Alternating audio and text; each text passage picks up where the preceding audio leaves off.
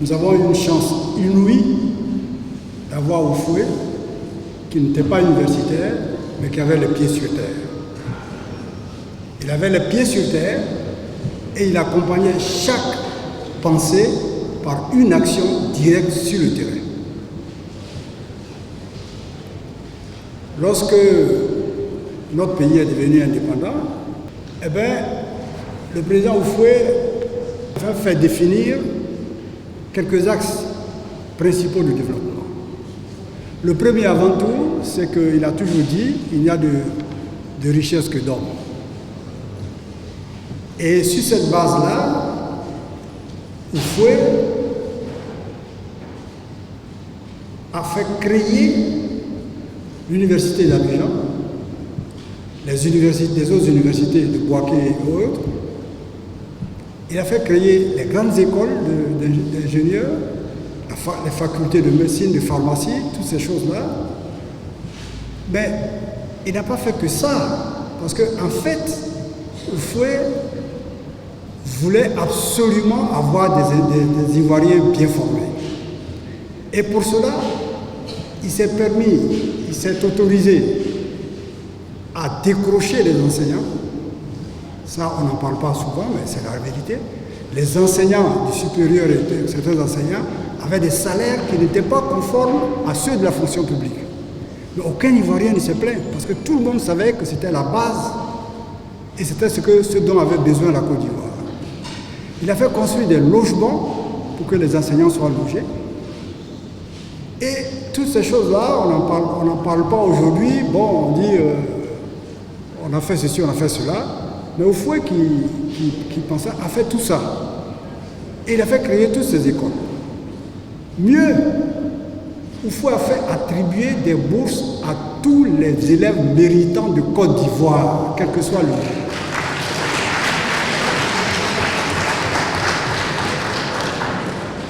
Je peux vous dire qu'à part la tantine ou c'était, tous ceux qui sont dans cette salle-là, vous les jeunes, je vous le dis tout de suite, tous ceux qui sont dans cette salle sont des pupilles de l'État.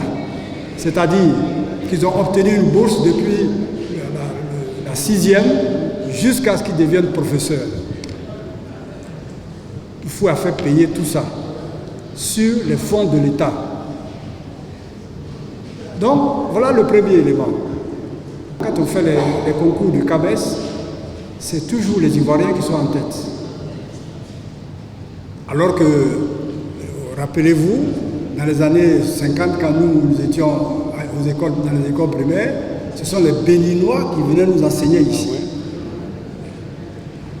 Mais il a tellement fait bien former les gens que nous, ingénieurs, nous sommes surpris de constater la place que joue le Maroc aujourd'hui. Puisque les Marocains venaient ici en 1970 pour se renseigner auprès de nos ingénieurs pour savoir comment se fait l'entretien des routes. Aujourd'hui, c'est eux qui viennent nous apprendre comment il faut faire des baies ou des ponts. Ça, c'était donc le premier axe sur lequel il faut agir, la formation des hommes. Le deuxième, c'est l'agriculture. Il a dit que le développement de ce pays repose sur l'agriculture. Non seulement il a créé des structures, il a fait multiplier la production, mais il a créé des structures d'encadrement. La mangue qu'on appelle la camerounaise. À un moment donné, à Toumoudi, on en produisait plus gros et plus important que ce qui se faisait au Cameroun. Pourquoi? Ceci à cause de la recherche de nos agronomes. Donc, Oufoué a mis l'accent sur ce deuxième axe. C'est comme ça que nous sommes devenus premiers producteurs de cacao au monde, troisième producteur de café, ainsi de suite, avec tout ce que nous avons fait. Ensuite, il a pris un troisième axe, les infrastructures de transport. Il s'est dit, on va produire à Bondoukou, mais si monsieur qui a Odiéné veut manger des ignames de Bondoukou, il va falloir qu'on transporte ça là-bas. Et par conséquent, il a mis l'accent sur la densification des routes et l'amélioration de la qualité. En 1960, la Côte d'Ivoire avait 10 000 km de routes classées, dont seulement 530 km de routes bitumées. Il y a eu le coup d'État où Bédié devait partir, la Côte d'Ivoire avait 75 000 km de route, dont 6 500 bitubés. En 2009, on est seulement à 82 000. Donc quand on passe de 10 000 à 75 000 et de 115 000 à 82 000, on ne peut pas dire qu'on en fait plus. Il faut faire attention. Parce qu'il y a des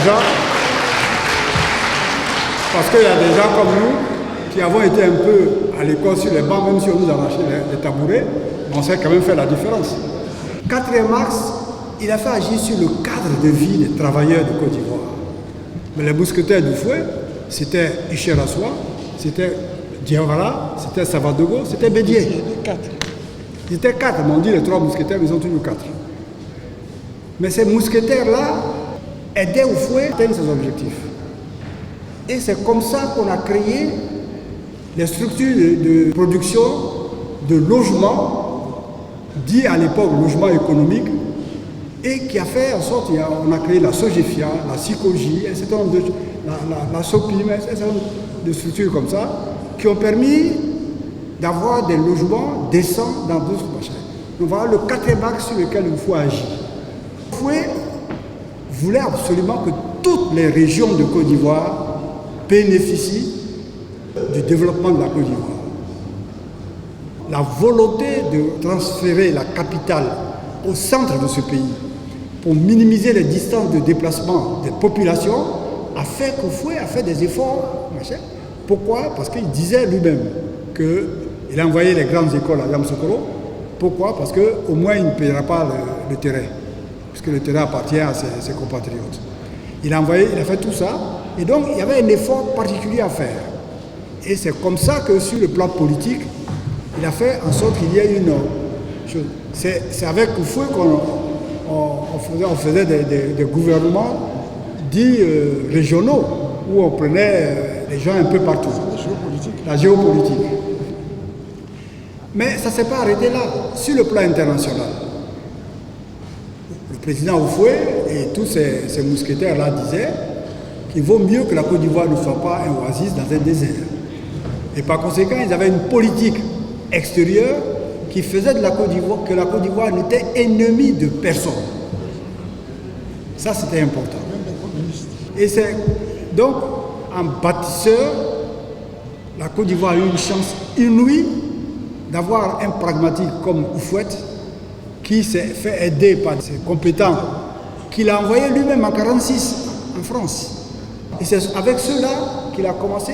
Il a fini par créer un ministère d'ivoirisation des cadres. Et ça prouve encore que ce monsieur avait une capacité à nul autre pareil.